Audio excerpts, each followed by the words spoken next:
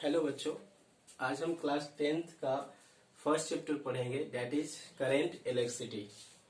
Current electricity पढ़ने से पहले हम लोग देखते हैं कि फिजिक्स का कौन सा ब्रांच है जिससे ये रिलेटेड है। तो एक फिजिक्स का ब्रांच है इलेक्ट्रोडायनेमिक्स।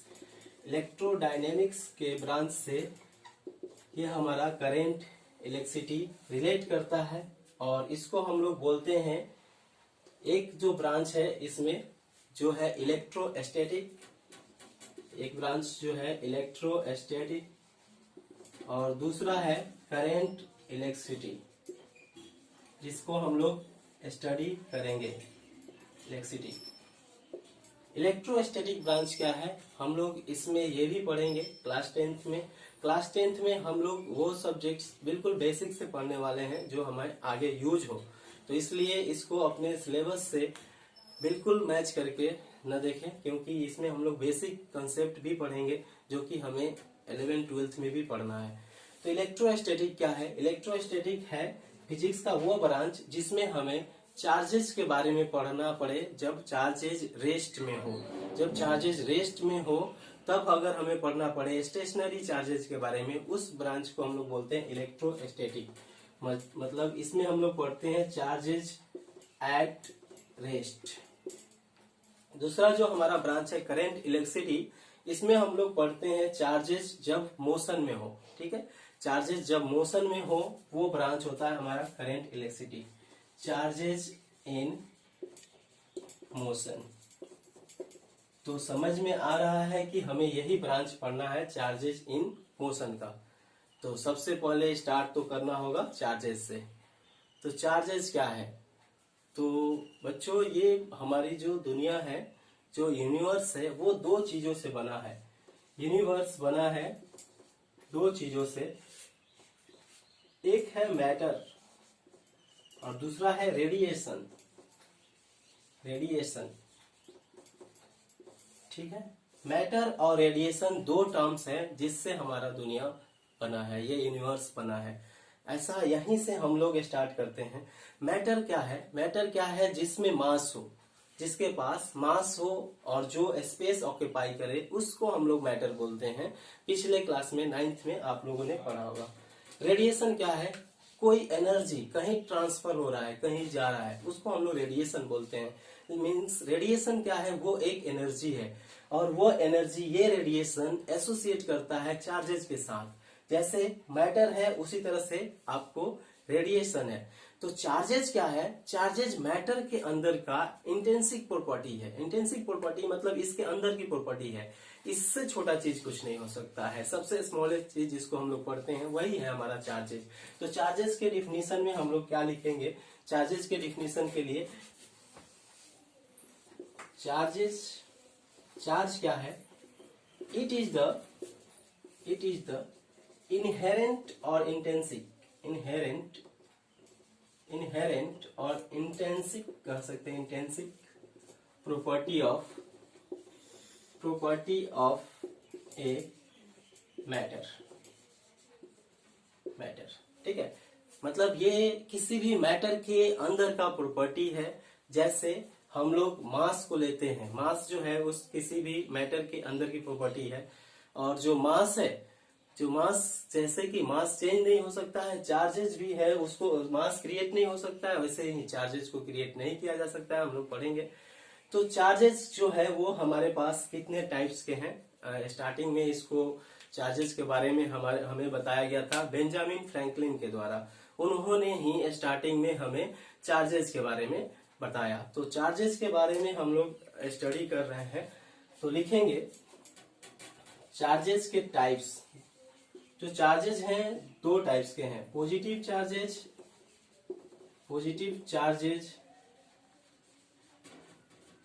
And negative charges. ठीक है, पॉजिटिव चार्जेज हमारा क्या होता है? पॉजिटिव चार्जेज प्लस, जिसको हम लोग बोलेंगे, ये हमारे प्रोटॉन पे जो चार्ज होता है, प्रोटॉन पे जो चार्ज होता है उसको हम लोग बोलते हैं पॉजिटिव चार्जेज। हम लोग पढ़े थे कि मैटर के अंदर है एटम और एटम के अंदर न्यूक्लियस में है प्रोटॉन और इलेक्ट्रॉन्स चारों तरफ चक्कर लगा रहा है।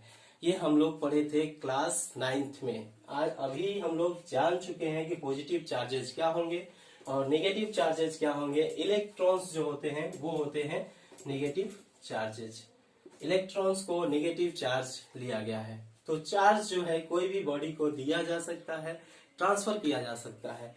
ये है हमारा कंजर्वेशन रूल। तो कंजर्वेशन रूल्स लिख लेते हैं। Conservation of charges, conservation of charges मतलब इसका हुआ चार्ज नाइदर बी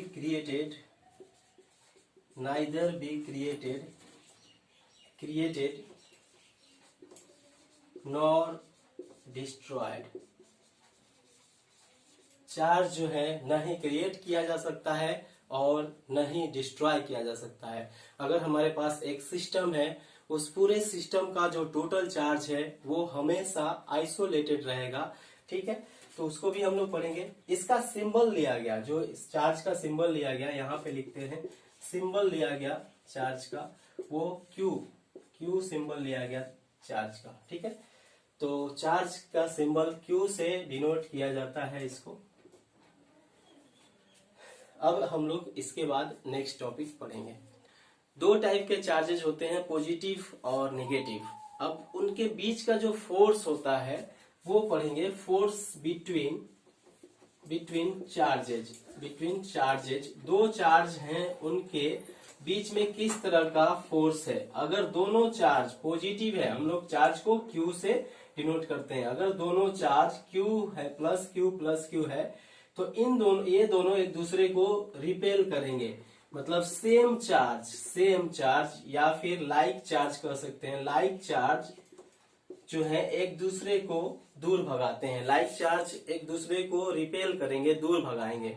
उसी तरह अनलाइक चार्ज एक दूसरे को अट्रैक्ट करते हैं, एक दूसरे को अपने तरफ खींचेंगे, उसको बोलेंगे अनलाइक चार्ज। तो लाइक चार्ज क्या होगा? लाइक चार्ज जो कि रिपेल करेंगे, रिपेल ईच अदर। और दूसरा है अनलाइक चार्ज। अनलाइक चार्ज क्या करते हैं? अट्रैक्ट करते हैं, attract each other. Unlike charge के बीच में जो फोर्स लगता है वो अट्रैक्शन का फोर्स होता है, और जो लाइक चार्ज है उनके बीच का फोर्स होता है रिपल्सन का फोर्स। मतलब एक प्लस चार्ज है, उसके पास एक प्लस चार्ज लाएंगे तो ये इसको रिपेल करेगा, दूर भगाने की कोशिश करेगा। इस पे जो फोर्स लगाएगा वो दूर भागेगा। लेकिन अगर एक प्लस चार्ज है और इसके नजदीक एक माइनस चार्ज ला रहे हैं तो इसको खींचेगा, इसको अट्रैक्ट करेगा अपने तरफ। तो ये चार्जेस के पास दो प्रॉपर्टी है। ठीक है, जो चार्ज है इस तरह का फोर्स लगाते हैं, इसको प्रॉपर्टी भी बोल सकते हैं, प्रॉपर्टी ऑफ चार्जेज। जो चार्जेज हैं उनके ये दो प्रॉपर्टी है मेन, कि लाइक चार्ज होंगे तो एक दूसरे को रिपेल करेंगे और अनलाइक चार्जेज होंगे तो एक दूसरे को अट्रैक्ट करेंगे। इन चार्जेस पे जो फोर्स लगता है उस फोर्स के बारे में पढ़ने से पहले एक टर्म है, वो है इलेक्ट्रिक फील्ड। इलेक्ट्रिक फील्ड को पढ़ लेते हैं। जैसे कि फील्ड फोर्स होता क्या है? फील्ड फोर्स होता है नॉन कांटेक्ट फोर्स। जब कोई बॉडी बिना कांटेक्ट में आए किसी बॉडी पे फोर्स लगा रहा हो, उसको हम लोग बोलते हैं फील्ड फोर्स। मतलब जैसे हमारा ये अर्थ है, अर्थ अपने चारों तरफ ऐसा फील्ड बना के रखा है। इसके फील्ड में जो भी ऑब्जेक्ट आता है उसको अट्रैक्ट कर लेता है। उसी तरह हर चार्ज अपने चारों तरफ एक फील्ड जनरेट करके रखते हैं। उस फील्ड के अंदर जो भी चार्ज पार्टिकल आता है वो उसको अपने तरफ अट्रैक्ट कर लेते हैं। 10th में इलेक्ट्रिकल फील्ड को समझना थोड़ा जरूरी है, क्योंकि तभी हम समझ पाएंगे कि इलेक्ट्रिसिटी कैसे फ्लो होता है। तो इलेक्ट्रिक फील्ड क्या होता है? इलेक्ट्रिक फील्ड क्या होता है? ये इस चार्ज पार्टिकल के, अगर इस चार्ज पार्टिकल की नाम से इसको समझ ले कि ये चार्ज पार्टिकल है, तो इसके चारों तरफ का वो एरिया जहां अगर दूसरा चार्ज पार्टिकल आ जाए तो उस पे फोर्स लगे, उस पे एक्सपीरियंस करे वो कोई फोर्स। मतलब अगर हमने यहाँ पे माइनस लाया तो ये एक फोर्स एक्सपीरियंस करेगा, इसको खींचेगा ये। अगर यहाँ पे प्लस क्यू ला दिए तो ये इसको रिपेल करेगा, इस पे फिर फोर्स लगना शुरू हो जाएगा। तो बोलेंगे ये चार्ज का ये जो एरिया है, इसमें चारों तरफ जो स्पेस है, इसका ये फील्ड है, ये इसका जो है एरिया है, कह सकते हैं। जैसे हमारे तरफ अगर कोई भी आदमी है बोलता है ये मेरा एरिया है, मतलब मेरा इस एरिया में इफेक्ट है, उसी तरह ये जो चार्ज है उसका जो ये एरिया है यहाँ इसका इफेक्ट सबसे ज्यादा है। तो जो भी चार्ज यहाँ पे आएगा उसको ये अपने तरफ अट्रैक्ट करेगा या रिपेल करेगा, ये देखेगा कैसा चार्ज है। सेम चार्ज है मतलब लाइक चार्ज है, दूर भगा दो। अगर देखेगा अनलाइक चार्जेज है, खींच लो। ये दो प्रोसेस ये करता है। तो इलेक्ट्रिक फील्ड क्या होगा, लिखेंगे the space around a charge where another charge experience force is called electric field of that charge। ठीक है, उस चार्ज का इलेक्ट्रिक फील्ड कहेंगे अगर जहां कोई दूसरा फोर्स जो है चार्ज पे लग रहा है। ठीक है, अब जो है हम लोग स्टडी करेंगे कि कोई भी ऑब्जेक्ट है उसको कितना चार्ज दिया जा सकता है। तो कोई भी ऑब्जेक्ट का स्मॉलेस्ट चार्ज जो होता है, लिख लीजिए, चार्ज जो है इसको क्वांटाइजेशन भी कर सकते हैं। कंजर्वेशन रूल से हम क्या पढ़े थे कि charge neither be created nor destroyed, और जो स्मॉलेस्ट चार्ज पार्टिकल है, जो भी स्मॉलेस्ट चार्ज पार्टिकल है हमारे पास, वो है इलेक्ट्रॉन पे चार्ज। लिख लेंगे इसको, the smallest charge particle, smallest charge is charge on electron. Electron पे जो चार्ज होता है उसी को बोलते हैं हम लोग smallest charge particle, smallest charge. वो कितना होता है, 1 इलेक्ट्रॉन पे जो चार्ज होता है 1.6 इंटू 10⁻⁻19 कूलम, और इलेक्ट्रॉन पे जो चार्ज होता है वो कैसा चार्ज होता है, तो ये नेगेटिव चार्ज होता है। ठीक है, तो इसको ही, इसी चार्ज को हम लोग बोल दिए हैं, एक नाम दे दिए fundamental charge. Fundamental charge particle कौन है फंडामेंटल चार्ज पार्टिकल, तो electrons are fundamental charge particle, मतलब सबसे छोटे चार्ज पार्टिकल है। अब किसी बॉडी को चार्ज देना है तो कैसे दे सकते हैं चार्ज, मतलब इलेक्ट्रॉन डिवाइड नहीं हो सकते हैं, मतलब इलेक्ट्रॉन को छोटे छोटे टुकड़े नहीं कर सकते हैं। मतलब किसी को भी इलेक्ट्रॉन देना होगा तो या तो हम 1 दे सकते हैं, 2 दे सकते हैं, 3 दे सकते हैं, मतलब एक नंबर में दे सकते हैं। जैसे कोई ऑब्जेक्ट हमने खरीदने गए और वो डिवाइड होने वाला ऑब्जेक्ट नहीं है, जैसे ये मार्कर खरीदने गए और इसको बोले कि हाफ मार्कर दीजिए, तो ये पॉसिबल नहीं है। एक मार्कर ले सकते हैं, 2 मार्कर। उसी तरह चार्जेस जो हैं, इलेक्ट्रॉन जो है वो ट्रांसफर किया जा सकता है। 1 electron, 2 electron, 3 electron, 10 electron transfer किया जा सकता है, लेकिन कभी भी 1.5 इलेक्ट्रॉन, 3.5 इलेक्ट्रॉन नहीं ट्रांसफर किया जा सकता है। तो ये बात हम लोग समझ जाए। Electron can not divided,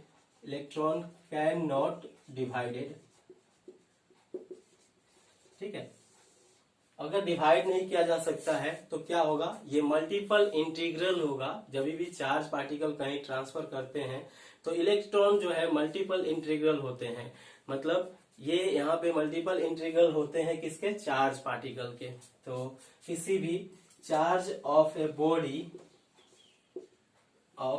body is multiple integral of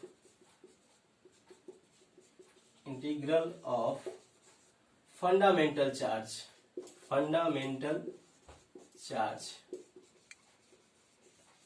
ठीक है, इलेक्ट्रॉन को डिवाइड नहीं किया जा सकता है, लेकिन अगर डिवाइड करते हैं तो कॉर्क, एंटी कॉर्क इस सब में डिवाइड करते हैं, बट वो सब सिलेबस में अभी नहीं पढ़ना है। वो भी अकेले एग्जिस्ट नहीं करते हैं, इंडिविजुअली एग्जिस्ट नहीं करते हैं।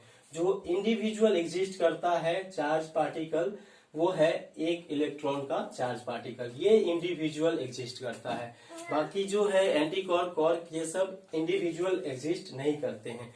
तो जो चार्ज पार्टिकल है हमारा स्मॉलेस्ट चार्ज पार्टिकल, तो कैसे दे सकते हैं? किसी भी बॉडी को अगर हमें चार्ज देना है तो उसके पास या तो चार्ज 1 इलेक्ट्रॉन हो सकता है प्लस माइनस, या 2 इलेक्ट्रॉन, 3 इलेक्ट्रॉन, कभी भी 3.5 इलेक्ट्रॉन नहीं होगा।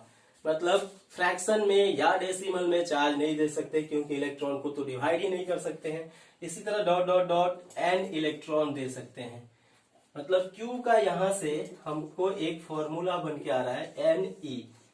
यहाँ पे n क्या है? n है इंटीजर। n जो है वो है इंटीजर। किसी भी बॉडी को इतने चार्ज पार्टिकल दिया जा सकता है। कितने चार्ज पार्टिकल दिया जा सकता है? वो इलेक्ट्रॉन्स का ट्रांसफर होगा। बताए थे कि डिपेंड करता है इलेक्ट्रॉन्स के ट्रांसफर पे। किसी बॉडी को चार्ज करना है तो इलेक्ट्रॉन्स पे, जैसे एक बॉडी है, यहाँ पे माइनस चार्ज है, यहाँ पे कोई चार्ज नहीं है, माइनस लाना है तो ये इसके कांटेक्ट में आएगा। इसके कांटेक्ट में लाएंगे तो ये सारे माइनस इस पे चले आएंगे। तो इस तरह से ये बॉडी चार्ज हो जाएगा। लेकिन कभी भी पॉजिटिव भी चार्ज करना है तो पॉजिटिव चार्ज मूव नहीं करते हैं। क्यों? क्योंकि वो भारी होते हैं। प्रोटॉन्स जो हैं वो भारी होते हैं, तो इलेक्ट्रॉन्स ही मूव करते हैं। और इलेक्ट्रॉन्स मूव करते हैं, जैसे किसी ने कहा कि सर हमें यहाँ पे एक बॉडी है जिसमें हमें सिर्फ और सिर्फ माइनस चार्ज को रखना है, प्लस चार्ज को मूव करा देना है, हटा देना है। तो इसके लिए एक मेथड है कि इसको अर्थिंग कर देते हैं। अर्थ से इलेक्ट्रॉन जाएगा और इस प्लस को माइनस मिल जाएगा और ये जीरो बन जाएगा। अब ये जीरो बन गया मीन्स ये हो गया न्यूट्रल। न्यूट्रल हो गया तो इस बॉडी में सिर्फ चार्ज रह गया किसका? माइनस का। तो इस तरह से हम लोग करते हैं। ये सब 12th में पढ़ना है। अभी आपको ये फॉर्मूला याद रखना है कि Q का वैल्यू जो है वो होता है Ne, जहां पे N है इंटीजर और E है charge on electron, charge of electron, जो कि ऊपर लिखा हुआ है। तो इस तरह से ये चीजें आप पढ़ सकते हैं। अब हम लोग इसी से रिलेटेड एक न्यूमेरिकल करके देखेंगे कि कैसे ऐसे क्वेश्चन आ सकते हैं। तो हम क्या लिख सकते हैं कि can a body given to charge of कितना चार्ज दे सकते हैं किसी बॉडी को? 32 into 10 to the power 18 coulomb. इतना चार्ज किसी बॉडी को दे सकते हैं, ये क्वेश्चन है। तो कैसे करेंगे इस क्वेश्चन को? कि सबसे पहले गिवन क्या है? तो गिवन है चार्ज Q, मतलब n की वैल्यू हमें फाइंड करना है। Q का वैल्यू दिया है 32 इंटू 10 टू द पावर 18। अगर n का वैल्यू इंटीजर आया तो हमारा आंसर होगा यस। अगर इंटीजर नहीं आता है, फ्रैक्शन आता है या फिर डेसिमल में आता है, तो हमारा आंसर होगा नो। उतना चार्ज किसी भी बॉडी को नहीं दिया जा सकता है। तो क्या लिखेंगे यहाँ पे? इलेक्ट्रॉन पे चार्ज होता है 1.6 into 10 to the power minus 19 coulomb.